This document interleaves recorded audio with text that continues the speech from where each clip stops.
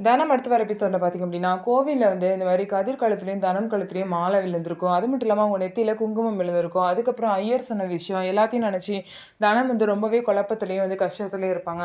அதுக்கப்புறம் கணேசமூர்த்தி அவங்களோட husband photo கிட்ட போய் நின்னு, இந்த மாரி வந்து எல்லாரும் என்ன சொன்னாலும் சரி, என் மனசுல எப்போதும் நீங்க மட்டும் தான் இருப்பீங்க. வேற யாருக்கும் என் மனசுல இடம் இல்ல அப்படின்னு சொல்லிட்டு அழுதுகிட்டே பார்த்தீங்க அப்படின்னா, தனம் வந்து கணேசமூர்த்தி முன்னாடி சொல்லுவாங்க. அதுக்கப்புறம் தனம் வேலைக்கு போனதுக்கப்புறம், அங்க தனத்தோட ஃப்ரெண்ட்ஸ்லாம் பார்த்தீங்க அப்படின்னா, "உனக்கு கதிர் சார் வந்து கரெக்ட்டா இருப்பாரு. 2 பேரும் நல்லா புரிஞ்சு வச்சிருக்கீங்க. அப்படி இருக்கும்போது, நீ ஏன் கதிர் சார மேரேஜ் பண்ணிக்க கூடாது? அவரோட காதல நீ ஏன் ஏத்துக்க கூடாது?" அப்படின்லாம் சொல்லிட்டு தனத்துக்கிட்ட பேசுறாங்க. "தயவு செய்து உங்கள கையெடுத்து கும்பிட்டு கேட்கிறேன். இத பத்தி இனிமே பேசாதீங்க." அப்படின்னு சொல்லிட்டு தனம் வந்து ஸ்ட்ரிக்ட்டா சொல்லிர்றாங்க.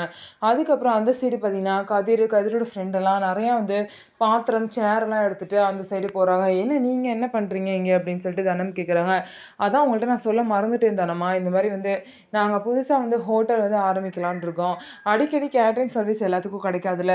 சீசன் டைம், மேரேஜ் டைம் இப்படி தானே கிடைக்கும்.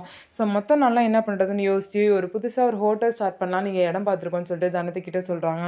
ஸோ நம்ம வீடியோ உங்களுக்கு பிடிச்சிருந்தா நம்ம வீடியோவ லைக் பண்ணிக்கோங்க. மறக்காம நம்மளோட சேனல சப்ஸ்கிரைப் பண்ணிட்டு பாருங்க.